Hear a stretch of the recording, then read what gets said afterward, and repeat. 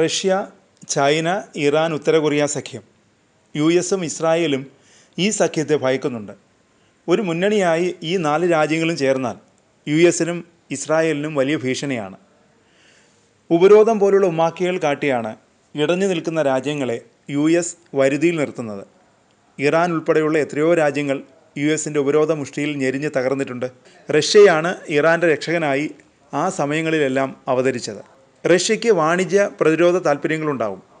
എന്നാൽ മുങ്ങിത്താഴുമ്പോൾ പിടിച്ചു കയറാനുള്ള പിടിവള്ളിയാണ് ഇറാൻ, റഷ്യ. യുഎസും ഇറാനും തമ്മിൽ ആണവ ചർച്ചകൾ നടത്തുന്നുണ്ട്. ഒമാൻ്റെ മധ്യസ്ഥതയിലാണ് ചർച്ചകൾ. ഇറാൻ ആണവ ശക്തിയായി മാറുന്നതിനെ അമേരിക്ക ഭയക്കുന്നു. ഇത് തടയുകയാണ് ചർച്ചകളുടെ ലക്ഷ്യം. 1ാം ഘട്ട ചർച്ചകൾ ഒമാനിൽ വെച്ചായിരുന്നു. 2ാം ഘട്ട ചർച്ച ഇറ്റലിയിലെ റോമിൽ വെച്ചും 3ാം ഘട്ട ചർച്ച വീണ്ടും ഒമാനിൽ വെച്ചാണ് നടത്തുന്നത്. ചർച്ചകളെ പോസിറ്റീവായാണ് ഇരു രാജ്യങ്ങളും വിശേഷിപ്പിക്കുന്നത്. അതിനിടയിൽ വരുന്നൊരു റിപ്പോർട്ട് പ്രധാനപ്പെട്ടതാണ്. ഇറാൻ വിദേശകാര്യമന്ത്രി അബ്ബാസ് അരാങ്ചി ചൈന സന്ദർശിക്കാനൊരുങ്ങുന്നുവെന്നാണ് റിപ്പോർട്ട്.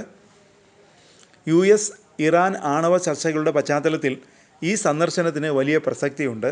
ചൊവ്വാഴ്ചയാണ് ഇറാൻ വിദേശകാര്യമന്ത്രി ചൈന സന്ദർശിക്കുന്നത്. യുഎസുമായി നടത്തിയ ചർച്ചകളുടെ വിശദാംശങ്ങൾ ചൈനയുമായി പങ്കുവയ്ക്കുമെന്നാണ് ഇറാൻ വിദേശകാര്യ മന്ത്രാലയം വക്താവ് ഇസ്മയിൽ ബഗായി തിങ്കളാഴ്ച പറഞ്ഞത്. ഇതോടെ യുഎസ് ഇറാൻ ആണവ ചർച്ചകളുടെ പശ്ചാത്തലത്തിലാണ് അരാങ്ചി ചൈന സന്ദർശിക്കുന്നതെന്ന് വ്യക്തം. ചർച്ചകളിൽ ചൈനയുടെ പങ്കും പ്രധാനമാണെന്നും ബഗായി വ്യക്തമാക്കി. ഇറാനും ചൈനയും തമ്മിൽ വളർന്നു വരുന്ന ബന്ധങ്ങൾക്ക് അനുസരിച്ച് കരാറുകൾ നടപ്പിലാക്കുകയാണ് അരാങ്ചിയുടെ സന്ദർശനത്തിൻ്റെ പ്രധാന ലക്ഷ്യമെന്നും അദ്ദേഹം പറഞ്ഞു. ചൈനയും ഇറാനും തമ്മിലുള്ള ഉഭയകക്ഷി ബന്ധത്തിൻ്റെ പ്രാധാന്യം ചൈനീസ് വിദേശകാര്യ മന്ത്രാലയ വക്താവും എടുത്തു പറഞ്ഞു. ചൈനയും ഇറാനും വിവിധ മേഖലകളിൽ ബന്ധം നിലനിർത്തുന്നുണ്ടെന്നും ഗുവോ ജിയാകുൻ തിങ്കളാഴ്ച പറഞ്ഞു. ഇറാൻ്റെ ആണവ വിഷയത്തിൽ ഇറാനും യുഎസും ഈ മാസം ആദ്യമാണ് പരോക്ഷ ചർച്ചകൾ ആരംഭിച്ചത്.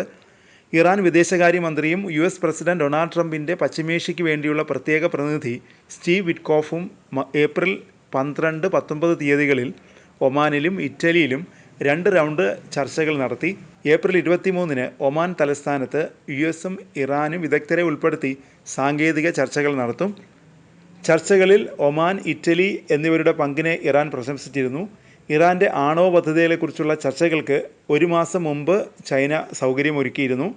മാർച്ച് 14-ന് ബീജിങ്ങിലെ ദിയാവുതായ് സ്റ്റേറ്റ് ഗസ്റ്റ് ഹൗസിൽ വെച്ച് ഇറാൻ ഡെപ്യൂട്ടി വിദേശകാര്യമന്ത്രി കാസിം ഗാരിബാബാദിയെയും റഷ്യൻ ഡെപ്യൂട്ടി വിദേശകാര്യമന്ത്രി സെർജി റിയാബ്കോവും ചൈനീസ് വിദേശകാര്യമന്ത്രി വാങ് യിയും ചർച്ച നടത്തിയിരുന്നു. സമാധാനപരമായ ആണവ സാങ്കേതിക വിദ്യയ്ക്കുള്ള ഇറാൻ്റെ അവകാശം ചൈനയും റഷ്യയും അംഗീകരിച്ചു.